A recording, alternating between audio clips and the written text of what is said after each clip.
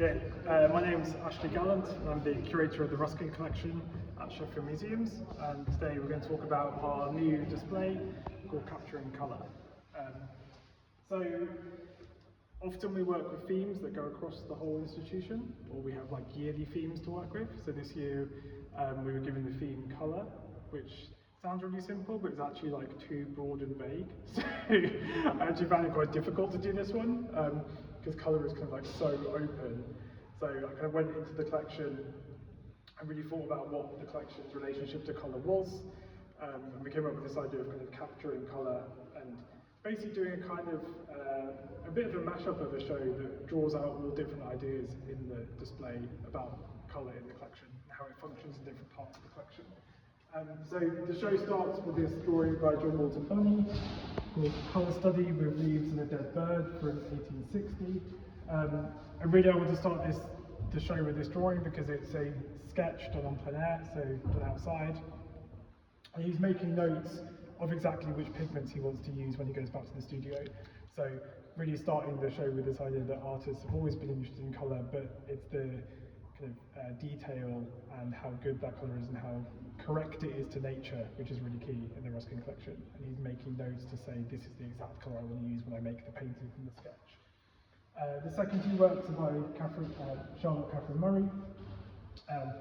We know Ruskin wrote back and forth to Murray, kind of taught her to draw through post, which I quite like the idea of, this kind of postal teaching. So the bottom one has a note from Ruskin where he talks about the drawing. And in this note, he mentions that her colour is particularly good in the orchid, which we think is this drawing, because the words have changed. We think he's talking about this orchid. It might be another one, but that is an orchid. But he said that she, as an artist, she was specifically strong in using colour, and the colour being replicatable to real life, basically. So not only her tone, but the kind of accuracy of her colour was really important. The next part shows three drawings of rocks. So some by Alexander MacDonald, some by Frank Randall. Obviously relates back to big Ruskinian ideas about looking at the world and drawing the world as it is, not as it is romanticised. I think because we live in such a different time period, it's always good to remind people that he's working at the end of the Romantic period. And often when we think about landscapes, especially people now think of like painted landscapes as being analogous to photography. So they're showing us the world how it was, and then especially in the Romantic period, they really didn't. They were often edited and changed to be more aesthetic, and Ruskin was quite against that. Ruskin was for showing us the world exactly how it is. And that relationship to learning about the world as it is through drawing really comes from a relationship between the macro and the micro. So this idea of if you learn to draw the feather, you can then draw the bird. So these drawings start the show because they're drawings of rocks and minerals. Ruskin said, look at the rock and you can kind of see the mountain. But also because rocks and minerals are literally the material that colour is made of. So historically, many pigments would have been made from precious rocks or kind of crushed up minerals. So there's a kind of like nice meta thing going through the show about the colour in the drawings being made from the material that I'm actually representing. That's why we started with the rocks, and then just a Ruskin drawing to show how he used colour. This display carries on that idea of what colour is made of in the collection and how contemporary techniques can help us find out more information, also how the actual minerals that are making up the colour can give us information about the collection as well. So this palette is part of the collection. Often people think museums know everything, sometimes we don't. This was just in the collection, it just said like Ruskin, possibly J.M.W. Turner. So the first thing we did was we took it out of its case, which wasn't quite as easy as it sounded because there was also a note saying key lost 1947 or something. So we broke into the case and put it out, and then when we got it out we realised there was a maker's mark on the back. So it was the first bit of research, so that timed it out of being J.M.W. Turner's because the palette wasn't, the company that made the palette didn't exist when J.M.W. Turner was alive. We then worked with the University of Oxford and the University of Durham to do lots of science that I don't quite understand, where we like X-rayed it and threw protons at it and did all kinds of interesting stuff to work out basically exactly what those pigments are and what they're made of. And that breaks it down to the elements of the period periodic table, and then we can cross-reference that with all kinds of other historic pigments that have been scanned in this way and work out which pigments they are, which period they come from, and what they contain. So from that, we basically learned that a lot of them were the paints used by Ruskin, because this is a research project about Ruskin's painting, but because of the age of the palette and because of the age of the pigments, they would have been towards the end of Ruskin's life, and we don't have any drawings or paintings from that period. So the next step is for Oxford to go and find some watercolours from that period and then scan them and see if they perfectly match. But we're getting closer to thinking it's Ruskin's. There was also this really super poetic moment where we were watching it be scanned and it kept spiking, and I was just like, what's that? And he went, oh, that's the background radiation of stars dying. And I was just like, so this was the whole process was super poetic and interesting. And these are some minerals from the collection that we can see all the way. So the bituminous coal makes a carbon black. Ochre makes yellow, so we also have that in the collection.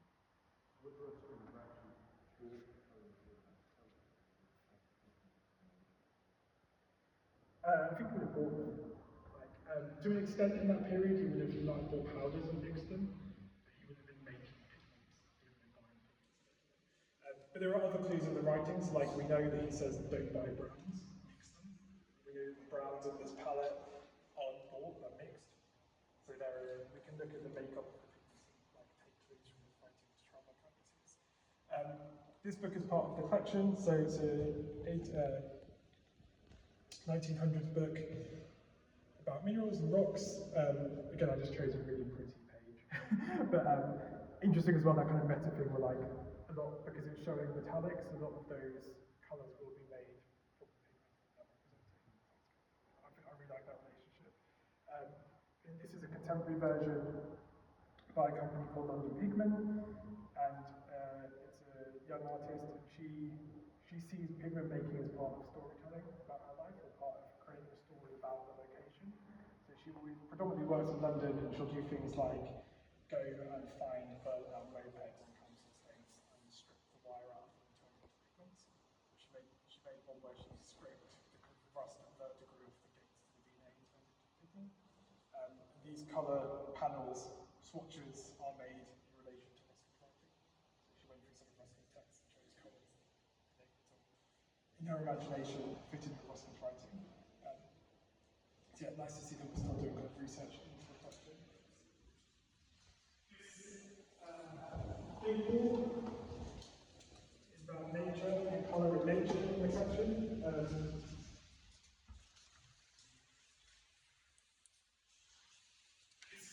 Ruskin's kind of paradoxical character. Often I find sometimes in his writing he kind of sentences or kind of argues against himself or changes his mind. But the quote that was working on the idea I was working with this war was this idea that colour is secondary. He writes about if your draftsmanship is good enough, especially in terms of Turner, you can take the colour away and the form of shadow is enough to give you the representation, and you can almost see the colour through the black and white shade and shadow. So he said the colour is secondary. And then looking at the collection, I was like, actually, I don't think colour is secondary in the collection. Actually, I think colour is really key to a lot of the information this collection is trying to put across. So the huge library we have of books, which I think it was kind of like the Victorian Google, was information about the world, but a lot of that information is colour, and the colour is really critical to what's going on. So the bird drawings all demonstrate sexual dimorphism, because when the male and the female are species of different colours. Predominantly the males are the prettier ones, but obviously, in this instance, the colour is absolutely key to telling us not only what species that bird is, but which one male and female. So colour is definitely not secondary. The same with the shell drawings. These show us different ages of the shells, or different points within that growth, and different parts of different cycles of our lives. And the drawings at the bottom represent a lot of butterflies, shells, and dragonflies. And again, these are hand-coloured, hand-watercoloured drawings in preparation for publication. But in a Ruskinian way, the colours are believed to be as accurate as possible to nature. I kind of consider these to be kind of proto-scientific drawings in a way, because actually within other parts of the museum we have a large collection of taxidermied animals or specimens, but dragonflies in particular don't keep their colour, they go grey. So we can tell really important facts about climate change and changing temperatures through where you find different colours of species. So if the specimens go grey, then they become a really important historic artefact telling us what colours were found where, what colours there was where. So this is demonstrated here with the northern brown Argus butterfly and the brown Argus butterfly. So one of them has white spots on the wings and one doesn't. They're found in England and Scotland. I can never remember which way around it is, so don't ask me. One of them is predominantly found in Scotland, one's predominantly found in England. And you can tell which is which by seeing the white dots on the wings and by looking at the world carefully and observing nature, as Ruskin inspired us to. We know that this line is moving further north with climate change. And we can tell that just by the colours of the butterfly that we find them. So again, colours are really, really critical in telling us what's going on in that situation.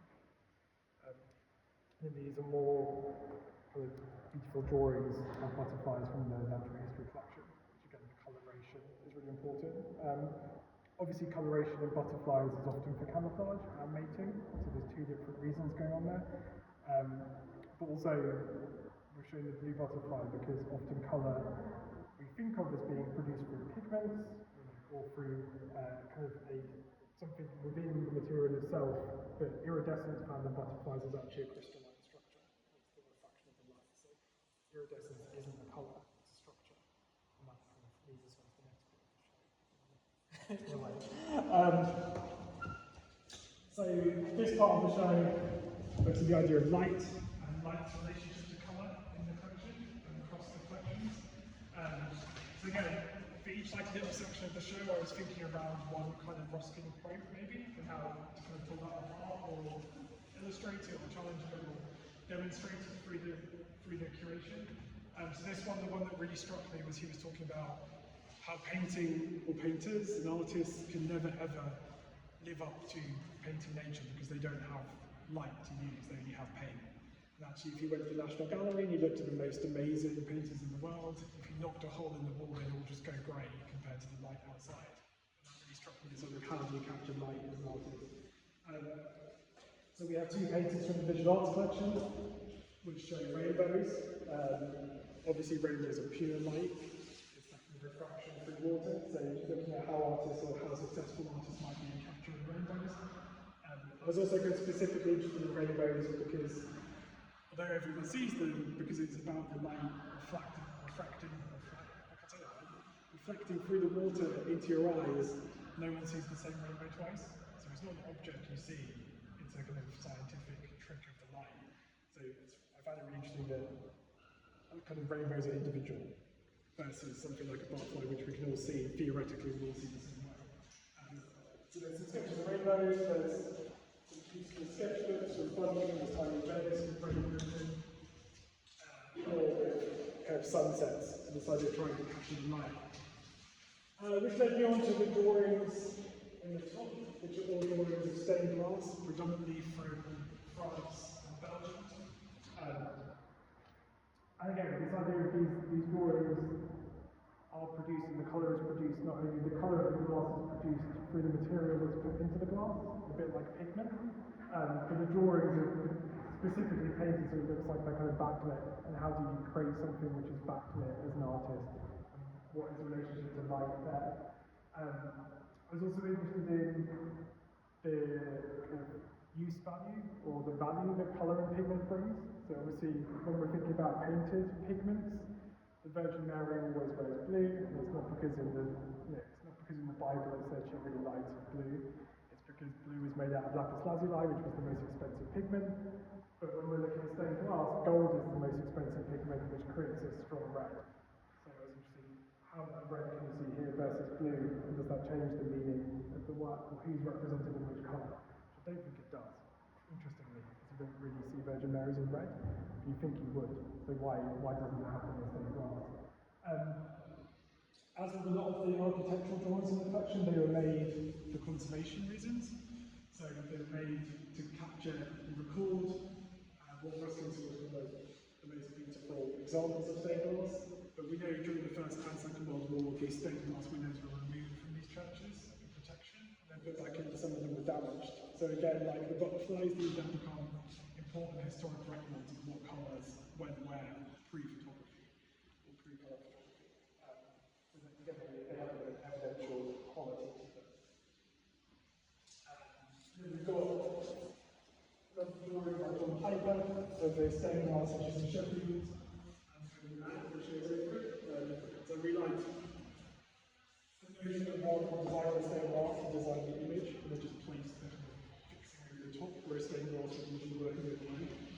Then we have some objects or an object from Curator Collection, which demonstrates a really specific kind of enamel, where the enamel has a removable back. So once you remove the back from the enamelling process, you get the stained glass, kind of pure colour. So again, trying to link the collection back to the metal wires and the city which it was built for. The end wall is always about architecture, because we have an amazing painting by Bunny, sometimes curators are really theoretical, sometimes it's just a shape favourite, it has to stay. But then again, this painting was made over 600 mornings, it was made for conservation reasons, the building was being conserved and Ruskin was worried this would take away its kind of soul. So he commissioned Bunny to go out and make this kind of record of the building in its original state. The idea, or the kind of quote I was working around, was this idea that Ruskin wrote about colour in Venetian architecture or Italian architecture not being applied to the surface in terms of kind of painting, but being of the surface, so using coloured stone to decorate. So also interested in mosaics inside, which are also the colour comes from the material, is not painted onto the material like it might have been in the Roman period. So the painting specifically tries to capture the colours, which are made out of different mineral rocks, different marbles, and the way that the Italian light hits them. The paintings either side might look completely different and really juxtaposed and jarring, which is on purpose, but actually they're the same painting in my head. So, not in my head, in real life. So on the left we have a painting by Bridget Riley, The Persian Palace. And this was produced in the year that Bridget Riley represented the Britain of the Venice Biennale, so she spent time in Venice. And within her practice, when she came back from Venice, the coloration of the work changes and it becomes known as the kind of Venetian period of the Venice paintings. So being a Persian palace, this is a contemporary version of the colours found in a Persian palace when light hits it. And when you look at the Bridget Riley, the colours interact and the kind of stripes start to move in front of your eyes and undulate like the heat of the Italian sun. So this is basically a contemporary version of this painting. This is about colour hitting stone in Italy. Similarly, the painting on the other side,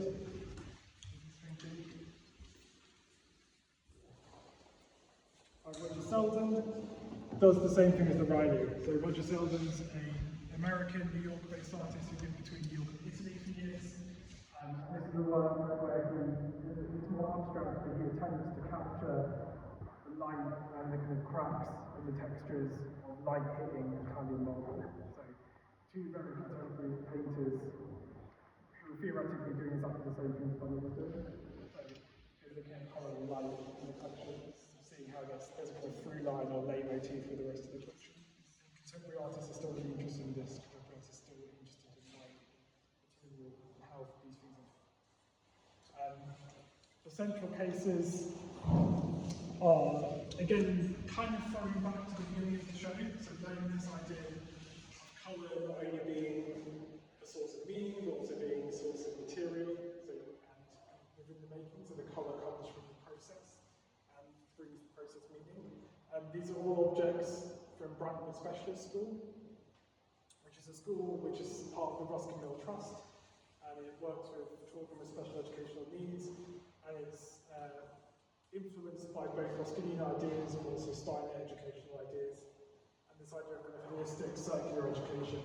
So these students will grow the plants to make the dyes, then harvest the plants, make the dyes, dye the wool, which is also harvested from their own sheep in a different part of the college, and then use that wool to create these textiles, and then weave it. So it's kind of circular So the colour is like, the two on the wall represent Sheffield in particular. So one of them came from the trip from Nagda, the orange one is about seeing the history of steel production. The other one is about the winter light. But I found it really interesting that just as London Pigment is doing, just as the historic pigments are doing, here the colour is creating the meaning, but also is of the space, or is kind of representing the landscape that comes from, because literally physically made of that landscape. And it's really interesting how colour can be both material and easy. And not many times. They're all colours, are too cheap. I hadn't thought about that. Football's not my forte. But we did have a show where I showed the owl, and then we had scissors alongside, and I had to call it the owl and the blades, because the audience kick off if you don't have both. I don't realise that. Then the last piece in the show is a piece by Abigail Reynolds called Cult Bramble. And again, it's very much doing the same thing as the Brantwood students are doing. So using materials, both as a way of giving information about the landscape they're trying to represent, but also the colour and the material being of that landscape. So the glass roundel is made of sand from the south coast around Cornwall and Dorset, collected from the beach and collected with seaweed, and the seaweed produces the green coloration of the glass, and then the sand is heated until it turns into glass. Then it also represents the light hitting those beaches. So it's a representation and of the place that it's made. Obviously, because it's a kind of hand production, but you might be able to see there's a crack in it, which that's how it arrived. But the glass is specifically kind of susceptible to breaking because of the way that the materials it's produced from, which kind of says something about kind of the science and history of colour as well. So this stained glass is really susceptible to breaking.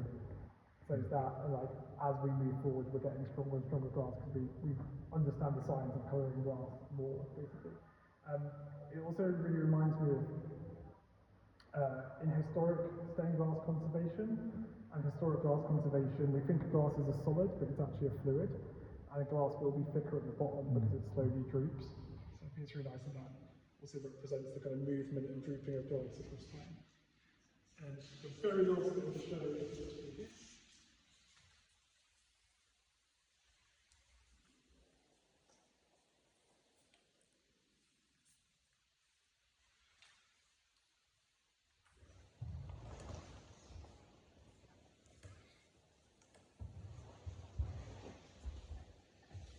So there's been quite a lot in the show about pigment and what colour is made of, and how we use that to try and capture the world in an accurate way, or as accurate as possible. And obviously the collection was built to inspire the metalworkers of the city. Someone to have some metalwork in the show. And that process of capturing the world in an accurate way is particularly difficult with metalwork and ceramics, because through the process of making and the heating of the pigments, they change colour.